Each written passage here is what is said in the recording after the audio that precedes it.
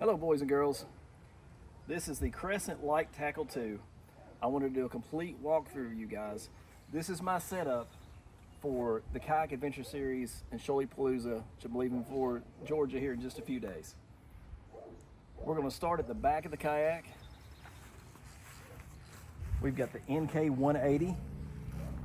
I've got a custom foil that just came in the other day. We've got to take it out and test it one time.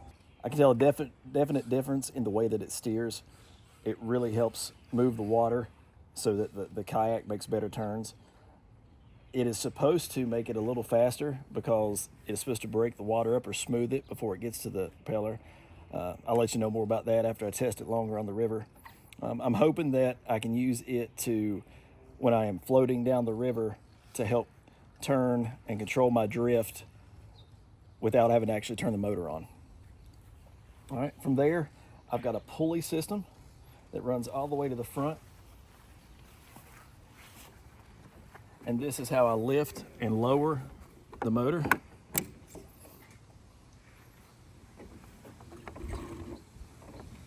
It makes it really easy, even sitting in the seat, just pulling up, it's really easy to get it to lift back up. Got a little attachment here. All right, so I've got a custom box that I just made, battery box. It holds two 50 amp hour batteries. I've got a plug here on the side that plugs in for the engine. On the other side, I've got a dual USB port that powers my camera. And then I've attached two rod tubes on the side of the box. When I'm fishing the river, I feel like I'm going to be pulling the kayak up a lot of shoals, searching for those shoal bass, trying to get to better areas for the largemouth. So I wanted to keep the entire setup as small as possible and as light. You can see that Crescent has the cam straps already built in to the kayak, so it helps hold on the box. And then the Kayak Attack black pack clips work really well with the box itself, so it's really.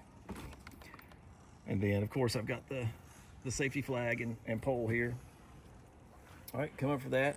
See, I've got another rod attachment. Then on the other side, we've got our camera. This is a Insta360 X3. It's on the Pan Mount Pro from Kayak Attack. All right, here on the front, I've got the tether tab lanyard attachments from Yak Hobby. You can see I've got a pair of scissors attached to the lanyard. Over here, I've got my donkey leash, which I really enjoy using.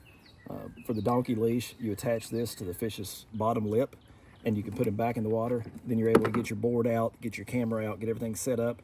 Then you bring your fish back up and lay it on your board, and it helps to calm the fish when it's in the water instead of just sitting here in your kayak where you get everything ready. All right, so from there, I always keep a rod tube up here. I like to have my primary rod there, so if I catch a fish, I'm able to set my rod over here. We'll possibly put an extra rod in the floor. The LiteTackle 2 is designed to be able to hold rods, whether you've got the seat in the low position or the high position. We've got it in the high position right now.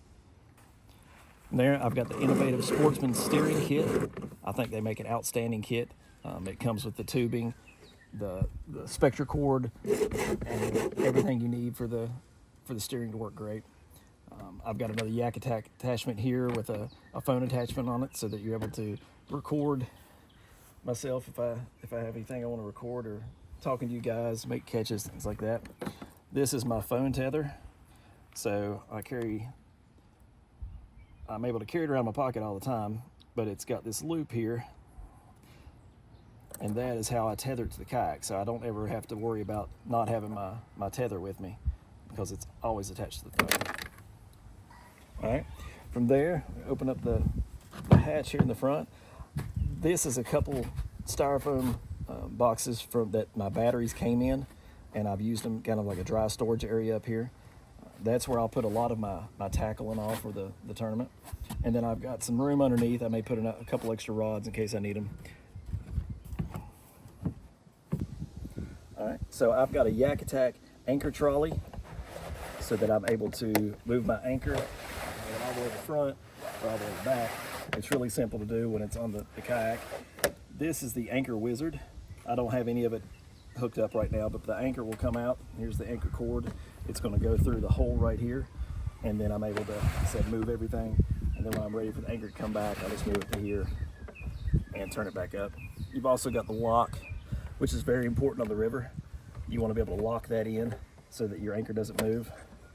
You're always going to want to put the anchor trolley either all the way to the front or all the way to the back. If you anchor down and you're in any type of current and it's on the side, it will tip your kayak over. All right, so I've got the Kayak Attack track pack here.